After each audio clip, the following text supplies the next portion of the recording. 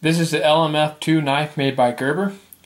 This knife is advertised as a rugged, effective, and simple solution to many of the outdoor survival problems. We're going to find out if that's true. It's a 4.8-inch blade, while the whole knife overall length is 10.6 inches, which is a pretty good size for a survival knife. I would say it's about ideal. It's not too long, but it's short enough that it can actually get the task done that you're looking for. If you're trying to baton logs that are, more than 5 inches across, I'm sorry, you really should just be using an axe.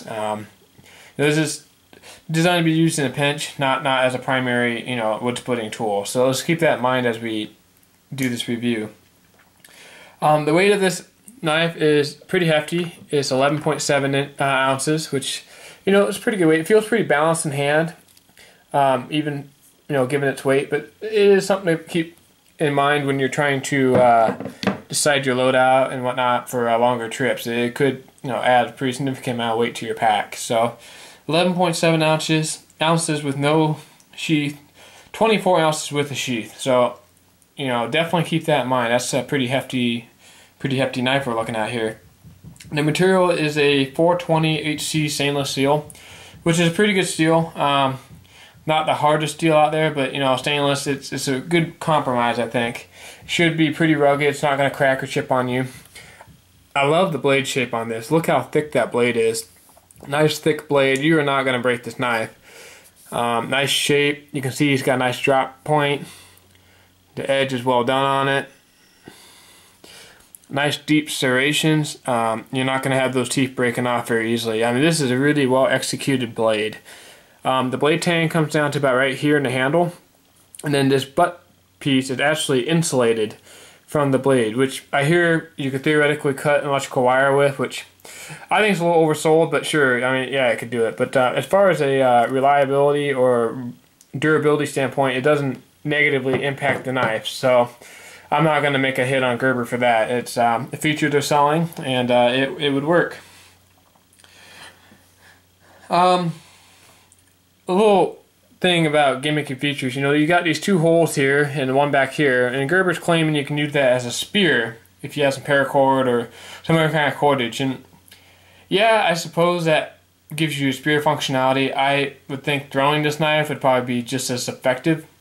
And you could probably just kind of wrap up any knife onto the end of a stick and get a spear. Do you really need these holes to do that?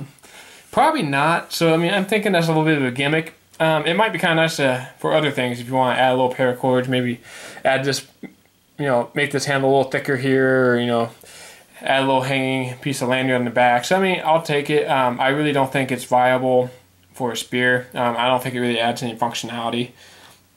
So, just take some of these things with a grain of salt. One good thing about this knife is Gerber advertises it on their website at $108, which is a pretty steep price, but you can find it online, Amazon.com and some others, for $68. So, it's actually a pretty reasonably priced survival knife. I would definitely recommend getting it at that price. Some of the usability issues I have with this knife is the hammer on the back. I think that's kind of another gimmick. You can see I have a crack in this handle. I was hammering in a tent stake with this, testing it out. You just put the sheath on the blade so you don't cut your hand, and I just started hammering, and it's kind of hard to hit a small object with that small hammer head. It's not really that big, and I missed a few times, and that's how I cracked the blade. Now crack the handle. It's just the outer piece of the handle, which is kind of a soft rubber, which makes it nice for holding in your hand. But it's still kind of disappointing that the outer part of the handle is so it's not that durable. I could easily see a piece like this or this getting damaged if you're doing some batoning or wood processing. So keep that in mind. That's one of the limitations of the knife. It doesn't inhibit its ability to function, but it can get beat up a little bit easier than I would have originally suspected. I want to talk about the sheath a little bit. Gerber did a good job. They included a built-in knife sharpener, which I haven't actually used it, but in a pinch, I'm sure it'd work fine. This sheath has a lot of features to it. It's MOLLE compatible. It comes with 2 leg straps, which I promptly threw away because I'm using this in a backpack. But you can put, there's a couple spots for a leg strap to run through.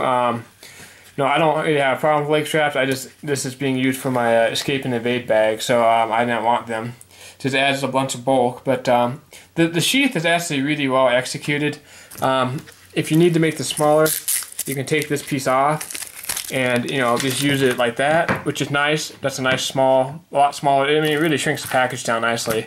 You don't need these handle straps. The knife really retains nicely in the sheath without it. Actually, kind of hard to get in sometimes.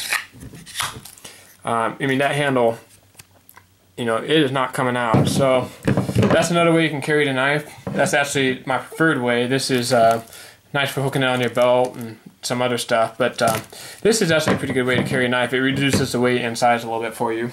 So overall, I think this knife is pretty well done. While some of the listed features like the lanyard tie-offs for the spear and the hammer is a little oversold, but frankly, things like the glass breaker, the sheath's really well done. You got your sharpener, and the knife itself, it's just excellent. The blade shape I love. Made right here in Portland, Oregon. Good stainless steel, nice and thick.